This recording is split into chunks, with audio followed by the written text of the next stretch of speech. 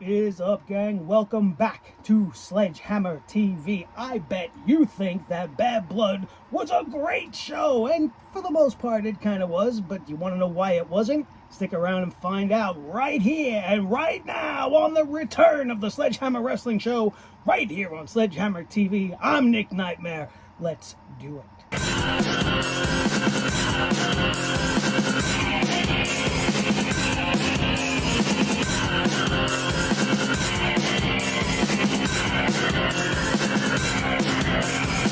Sledgehammer Wrestling Show.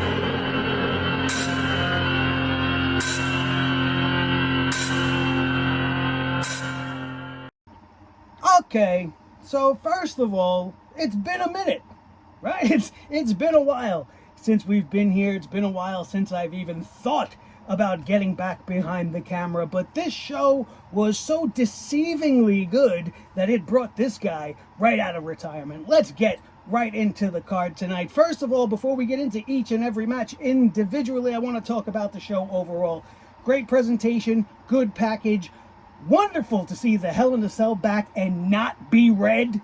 I was very happy to see they went with the classic design once again. I knew going into this show that there was only one match I really gave a shit about, and that was the Hell in a Cell, which I expected to be the main event, but it wasn't. And I understand we had the big return of The Rock for some reason to take up the last 2 minutes of this show, and the WWE felt that that was more important than the finale of the biggest feud in wrestling for the last year. But I digress. We're gonna get past that. We love The Rock. You know, we understand. It makes sense that he would close the show, but in retrospect, he didn't do anything. He didn't do anything. And now, of course, he's a big enough star that he doesn't have to, right? The Rock came out. He didn't say 2 words. He blew the roof off of the building and everybody was going crazy. But was that really important? No. We have no idea why he was there. We're not going to know why until he comes back out again. So I say there was no reason to even do it. You already had the biggest moment of the night. The biggest moment of that tag team match was the return of Jimmy Uso, not technically the match itself. So you could have just started the show with that. You could have had Jimmy Uso's return at the beginning. Everybody gets all hype.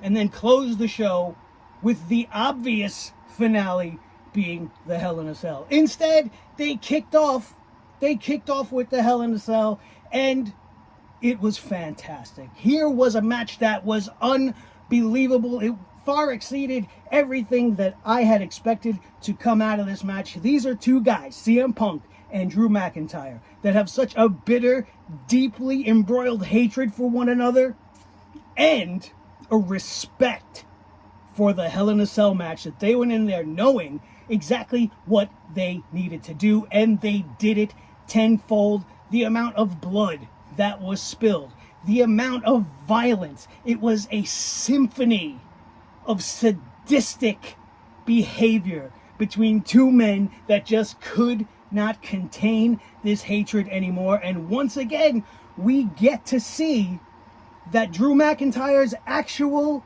biggest rival is himself, because towards the end of that match, despite being hit in the head with a toolbox, despite being put through torturous stuff at the hands of CM Punk and vice versa, CM Punk going through everything he went through, Drew McIntyre was this close to beating CM Punk, but he beat himself because he had to try to add a little extra disrespect by dumping the bag of friendship bracelet beads on top of CM Punk, which fired this guy up. He ended up having enough time to recover from everything that Drew McIntyre already put him through, which is crazy if you ask me. And then, boom, gets the GTS with his knee wrapped in a steel chain. Fantastic match, fantastic finish. Props to both of these men.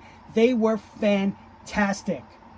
And I hope that this truly is the end between these 2 guys. My favorite match of the night, probably everybody's favorite match of the night. The only reason to even tune into this show at all, because from this point on, we get 4 consecutive matches with the exact same finish in every single match. The only reason the matches differ in any way is basically the talent involved. And when we're talking about the talent involved, we get to the first match, the SmackDown WWE Women's Championship, Nia Jax versus Bayley, which, who gives a shit, right? Who really gave a shit about this match going in? Nobody cares about Nia Jax's reign except for Nia Jax and Tiffany Stratton. Bayley doesn't really do it for me anymore the way she did when we were first running this show a few years back. I'm just kind of bored with the whole thing. She's got to do something else. I don't know. She's just not it for me anymore. This whole match hinged for me on the simple fact of whether or not Tiffany Stratton was going to cash in, and she did come out to do just that, but then rolled back on it when Nia Jax caught her once again, which led to this interference by Tiffany Stratton being the reason Bayley got defeated and Nia Jax remains champion. I only care to see when Tiffany Stratton cashes in. After that, we'll talk about it then. But Nia Jax, we all know. If you're a longtime fan of this podcast, we all know. And we're not even going to start going there just yet. And, you know, it was not a good match. It was not. Nia Jax seemed more like the Nia Jax from back in the day, if you ask me. She improved all that much, in my opinion. She's dropped a lot of weight. She looks good, and I bet she's trying real hard. But it's just not doing it for me. That match was like a 1 out of 5 if we're going to start grading things. I don't know, maybe we will, maybe we won't. But if we're going to talk grades, we're going to give another fairly bad grade to Finn Balor versus Damian Priest. For those of you who don't know, Damian Priest is my guy. I love Damian Priest. He represents Puerto Rico. I'm Puerto Rican. I love everything about the guy. I love that he's the first Puerto Rican champion we've had since Pedro Morales. I've always loved Finn Balor. I wish he would become the Demon. We're seeing little bits and pieces of that kind of come back, like in his entrance and the fact that he wore a little bit of makeup tonight. I don't know if I'm reading a little bit too far into it, but I'm a big fan of Finn Balor. What I'm not a fan of is matches where the good guy is the big guy and the bad guy is the little guy, and they just don't seem to click. And as hard as both of these guys worked, and as hard as they hit each other, and as much pain and anguish as these guys went through in this match, as much as they beat the hell out of each other, it was inevitable, the most predictable thing that we all knew, that the Judgment Day was going to get involved. And I fully expected Finn Balor to get the win so that they could extend this and have a reason for Damian and Finn to move on in this feud, which seemed to kind of just really get started, right? Or am I crazy? I don't know. But instead, Damian Priest gets the win, which I'm not complaining about. But where do they go from here? Hopefully they break them apart, because it doesn't make any sense for Finn to continue to try to beat him when he's almost single-handedly beat the entire Judgment Day in the finish of this match after the interference took place. So it didn't mean much. So Damian should go off on his own, and I have a feeling that the Judgment Day are going to be the next targets of the Wyatt Six. If you're reading into those little vignettes that they've been putting up, I just have a sneaky feeling that that's what we're going to see coming up next on the horizon. Then we had more Judgment Day nonsense, in a sense, with Liv Morgan versus Rhea Ripley for the Women's World Heavyweight Championship. The Women's World Championship. It's been a while. Give me a break. I'm still a little rusty, all right? So this match, again, interference, disqualification, entertaining to see Dominic Mysterio in the shark cage. We all knew he was going to find a way to get involved somehow. However, I did not have Dominic Mysterio being used as a human piñata on my 2024 bingo card, so I lose on that end. It was entertaining and it was great, but it led to the return of Raquel Rodriguez Gonzalez, whichever one she's using nowadays, and nobody really gave a shit because nobody really cares.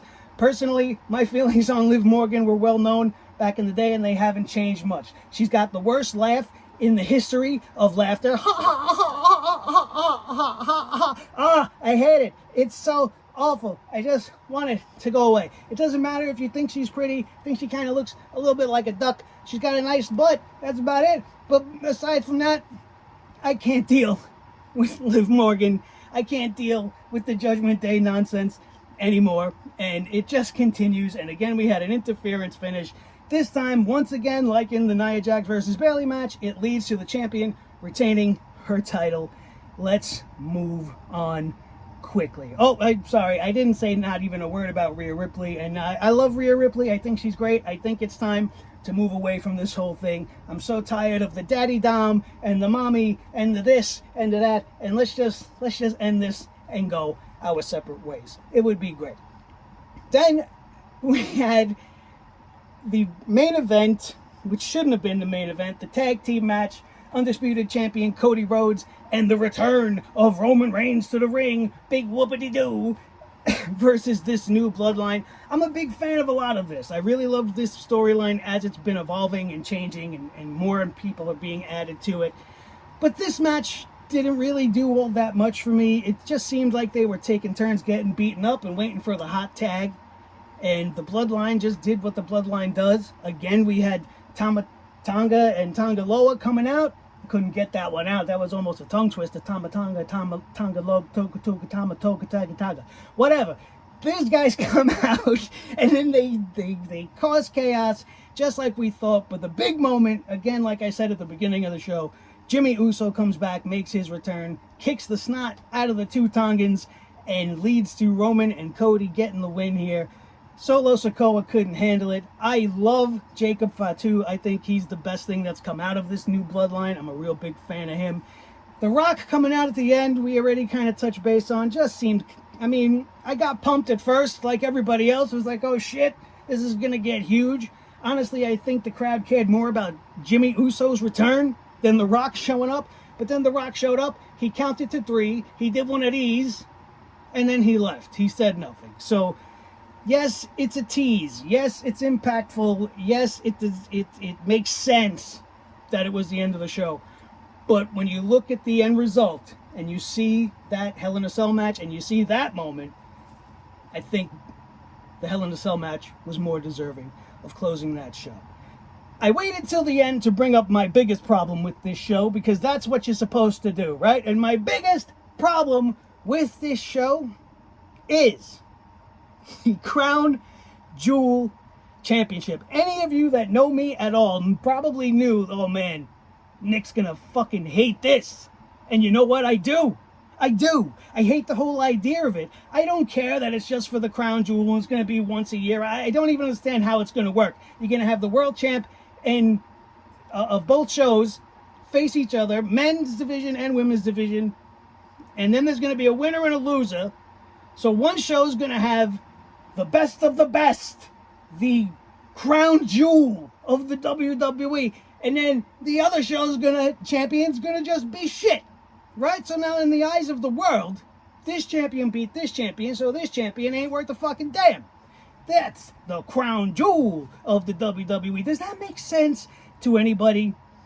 And then what about when we get to next year's crown jewel? Is the person that was already the crown jewel champion still going to be the champion next year and then have to defend? It doesn't make sense. Or is it just going to be a one-night thing? You get this big gaudy belt that looks really kind of ridiculous. It's a little too big, if you ask me. 50 carats of diamonds. Good. You know, so you're going to spend 50 carats of diamonds and then give it to a guy and then make it sit in the back for a year? I don't think so. This guy's going to carry it. Does it go with the belt? If you lose the championship and you're the crown jewel champ, does that go to the new champion so that it could be, or does it just get, I don't know. I hate it. I hate the whole idea of it. The look of it's not too bad. It's just a little big, a little extra gaudy. I don't know why they're always going with green with Saudi Arabia. Maybe it's got to do with the flag thing. I don't know. But it seems pointless. It seems like it's only going to make one of the two champions look like a schmuck and the other one look like this is the guy the company really likes. And same goes with the girls, right? And then look at the two girls we got as champion right now. You got Nia Jax and Liv Morgan. You're going to tell me one of these is the best of the best? One of these girls is the crown jewel? I can't take it. It's just about as annoying as having your awesome entrance music theme played by a high school marching band that can't fucking play it. Oh my God. Anyway, that's all we got for today. Let me know what you guys thought about Bad Blood. down in the comments section below. We got more videos coming up. If you are at all curious as to what the hell fucking happened with me and why I've been gone and why I'm back, that video is in production right now. Soon it'll be right here or here, wherever I decide to put it once it's finished being produced, and I could link it to you guys there if you're watching this. But hopefully keep your eyes out. Stay subscribed. Thank you to all of you who have stayed subscribed, as I've been missing for 2 years. As we getting back in the game, this is just a temporary setup. I'm using my phone. My camera's gone. I think I got so bad in my state of mind that I threw my camera away. That's how bad things got. We could talk about that another time. Thank you so much for tuning in once again. I love you guys. Thank you for pumping me up and getting me back on the air. And we'll see you next time. And I don't know if we're going to be doing Raw and SmackDown. I don't know how we're going to format this going forward, but stay subscribed and notified so you know every time the hammer comes down on the WWE. Thank you so much. Love you guys. Have a good one, and we'll see you next time.